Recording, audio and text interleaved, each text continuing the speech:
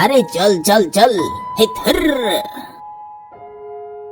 বুঝলে বাবা, সামনের রাস্তা একটুখানি ভাঙ্গা আছে, তাই বেশি ঝাঁকি লাগছে।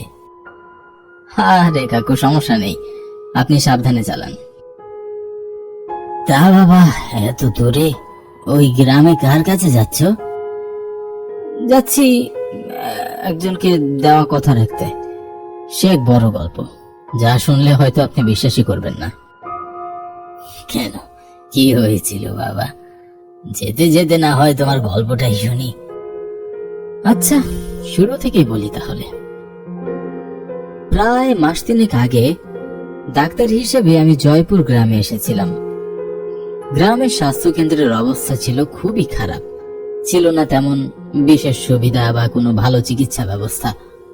এক কথায় বলতে গেলে গ্রামের মানুষ বড়ই দুর্ভাগ্যের মধ্য দিয়ে দিন পার করত। আমি সবসময় চেয়েছিলাম গ্রামের মানুষদের পাশে দাঁড়াবো। তাই তো গ্রামে আসার কিছুদিনের মধ্যেই সকলের সাথে আমার খুবই আন্তরিকতা তৈরি হয়। প্রতি বৃহস্পতিবার সন্ধ্যায় মোরল মশাইয়ের বাড়ির সামনের বটগাছ তলায় আলোচনা সভা বসে। সেখানে গ্রামের সকল সমস্যা ও বিভিন্ন বিষয় নিয়ে আলোচনা করা হয়। সবাই আমাকে প্রচন্ড ভালোবাসে, তাই মোরল মশাইয়ের সভায় আমাকে প্রতি সপ্তাহে ডেকে নিয়ে যায়। এমনই একদিন রাতে চেম্বারে বসেছিলাম, হঠাৎ করে মুদি দোকানের রতন আসলো আমাকে ডাকতে। বলছি ডাক্তার সাহেব, হাতের কাজটা শেষ হইলে মোরল মশাই আপনার একটু দেখা করতে বলিছে। কেন, কিছু হয়েছে রতন? ওই যে গ্রামে টিউবওয়েল বসানো নিয়ে কি যেন কথা হচ্ছে, তাই সবাই বললো আপনারও ডেকে নিয়ে যেতে। আপনি তো এখন আমাদের গ্রামেরই একজন। ও আচ্ছা আচ্ছা, ঠিক আছে। আচ্ছা, আমি এখনই তো চেম্বার বন্ধ করতাম। ভালোই হয়েছে তুমি চলে এসেছো, চলো তোমার সাথেই যাওয়া যাক। চলেন। তারপর আমি চেম্বার বন্ধ করে রতনের সাথে রওনা দিলাম। কিছুক্ষণ পর গ্রামের বটতলায় গিয়ে পৌঁছালাম। মোরল মশাই সহ বয়স্ক কয়েকজন লোক বসে আছে। গ্রামের যে কোনো জরুরি বিষয়ে কথা হলে সবাই আমাকে ডাকে। আসো বাবা আসো, তোমার জন্যই অপেক্ষা করছিলাম। তুমি হলে শিক্ষিত মানুষ, যে কোনো বিষয়ে তোমার মতামত খুবই দরকার। কি যে বলেন, আপনাদের অভিজ্ঞতার কাছে আমার শিক্ষা খুবই সামান্য। তোমার এখানে থাকতে কোনো অসুবিধা হচ্ছে না তো বাবা? না না, কোনো অসুবিধা তো হচ্ছে না, আমি একদম ঠিক আছি। আচ্ছা, যাই হোক, তাহলে তো সবই ভালো। কোনো অসুবিধা হলে আমাদের বলবে কিন্তু অবশ্যই। তারপর বিভিন্ন বিষয় নিয়ে সকলের সাথে কথা বলতে লাগলাম। কথা বলতে বলতে বেশ অনেকটা সময় পার হয়ে গেল। এদিকে ভালোই রাত হয়েছে, তাই আজকের মতো সবার আলোচনা এখানেই শেষ হলো। ডাক্তার সাহেব, চলেন তাইলে আপনার বাড়ি পর্যন্ত আগাইয়া দিয়ে আসি। আরে না না পাগল, শুধু শুধু এত কষ্ট করে এখন আবার অত দূরে যাবে নাকি?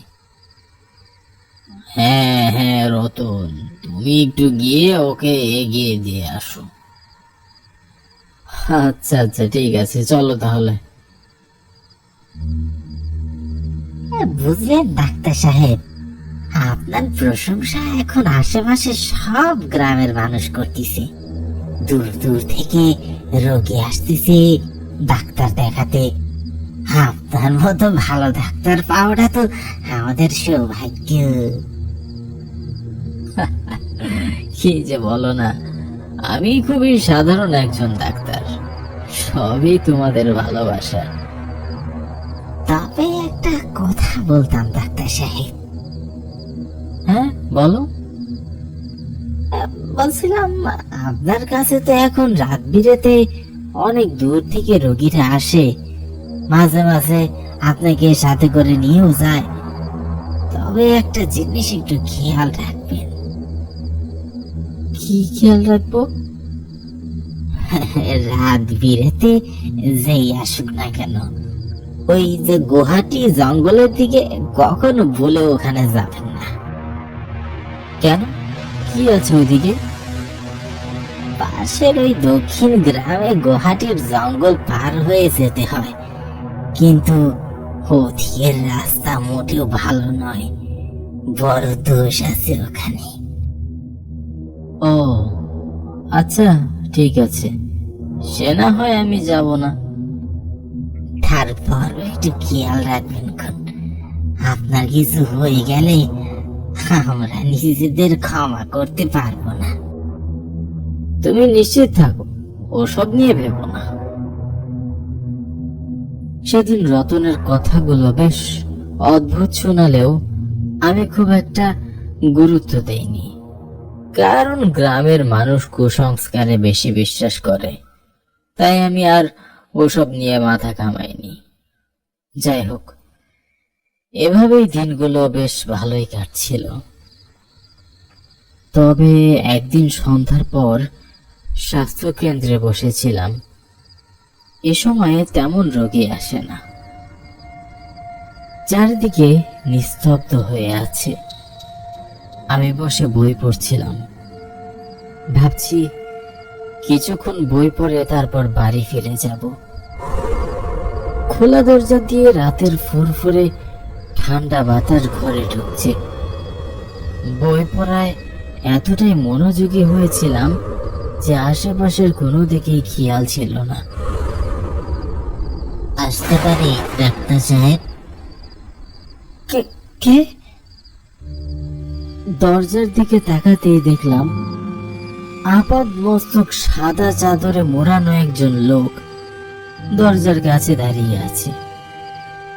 কেমন আছেন ডাক্তার সাহেব? হ্যাঁ, মানে ভালোই। আপনি কে? আমি দয়াগড় গ্রামে থাকি, বড্ড বিপদে পড়ে এখানে এসেছি। আমার বউ খুবই অসুস্থ, বিছানা থেকে উঠতেই পারছে না, কখন যে কি হয়ে যায়। আপনি যদি একটু যেতেন আমার সাথে। দয়াগড় গ্রাম, সে তো অনেক পথ, এত দূরে রাতের বেলায় কোনো ভ্যান গাড়িও তো পাবো না। ডাক্তার সাহেব, আপনি না গেলে কি যে হবে। নয়াগড় গ্রামে যেতে হলে তুই গুয়াহাটি জঙ্গলের মধ্য দিয়ে যেতে হয়। কি করবো এখন? কি ভাবছেন ডাক্তার সাহেব? আচ্ছা চলুন।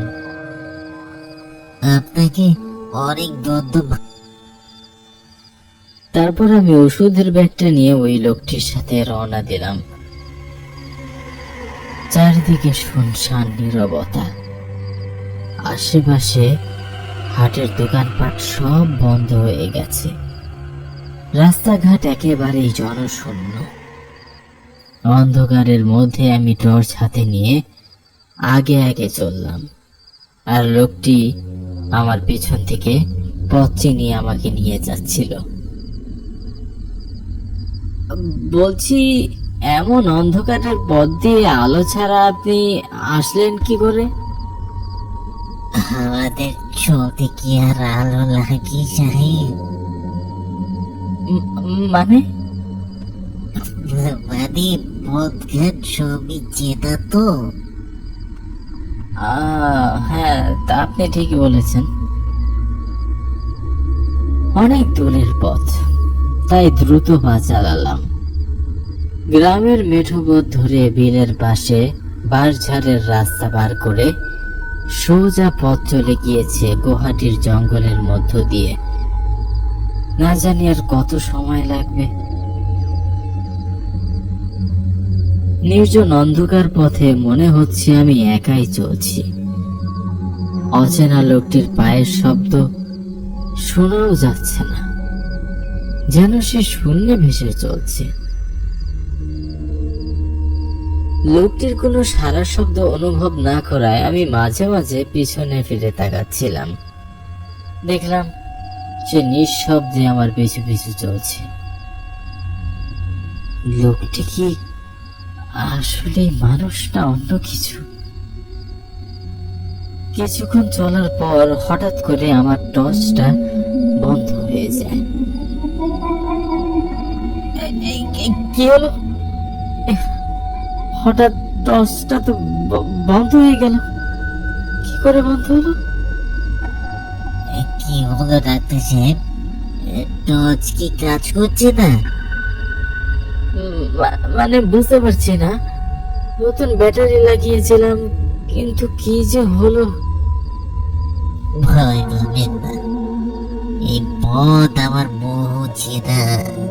আপনি সোজা চলতে থাকুন, আমি আপনার পিছনে আছি। আচ্ছা ঠিক আছে, কিন্তু বাড়ি কিভাবে ফিরবো সেটাই ভাবছি।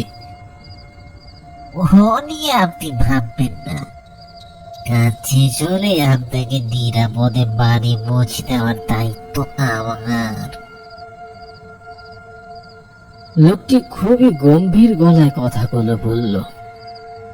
জানি না কি আছে কপালে।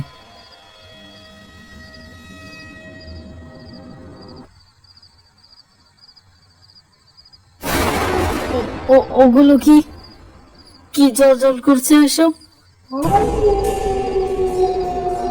অন্ধকারের মধ্যেই জঙ্গলের শিয়ালগুলো তাকিয়ে আছে বোধহয়, ওদের চোখ চমচম করছে। কিন্তু তাই বলে এমন ভয়ানক ভাবে আমি তো কখনো এমন দেখিনি। অন্ধকারে জঙ্গলে সবই ভয়ানক লাগে, বুঝলেন? আচ্ছা, আর কতক্ষণ লাগবে আপনার বাড়ি পৌঁছাতে? এই তো আর একটু পথ।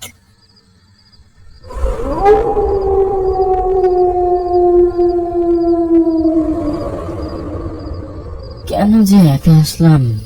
লোকটিকে খুব একটা সুবিধার মনে হচ্ছে না। গ্রাম থেকে আসার সময় কাউকে সাথে নিয়ে আসলে খুব ভালো হতো। যাই হোক, এখন আর কি করার, তাড়াতাড়ি কাজ ছেড়ে বাড়ি ফিরতে পারলেই হয়।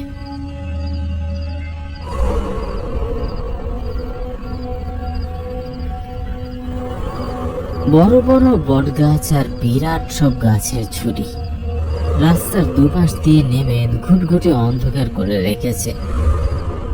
ঘন গাছের মধ্য দিয়ে সরু পথ চলে গিয়েছে, আর এক পাশে লম্বা খাল। টর্চের আলোটাও বন্ধ হয়ে গিয়েছে। কেমন যেন একটা ঝিমঝিম করছে। ভূত প্রেতের ভয় আমার কোনোদিনই ছিল না, তবে অন্ধকার জঙ্গলে সাপকোপের উপদ্রব, হিংস্র প্রাণীর ভয় তো সেটা তো থাকেই। আমি এদিক ওদিক তাকাতে লাগলাম।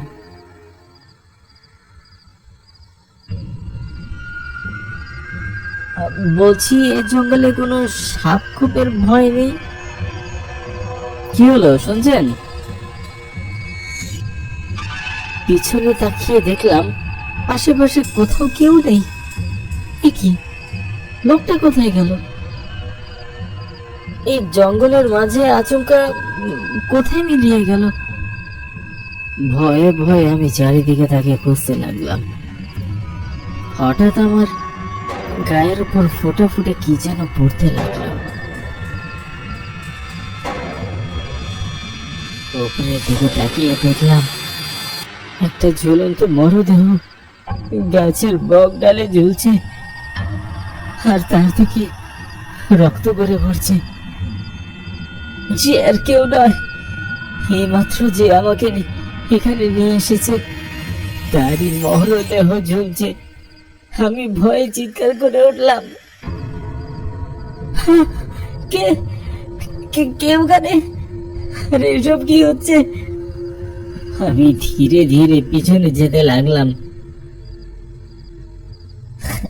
আমাকে দেখে ভয় পাবেন না, আমি আপনার কোনো ক্ষতি করবো না, আমার কথাটা শুনুন। রাতের অন্ধকারে জঙ্গল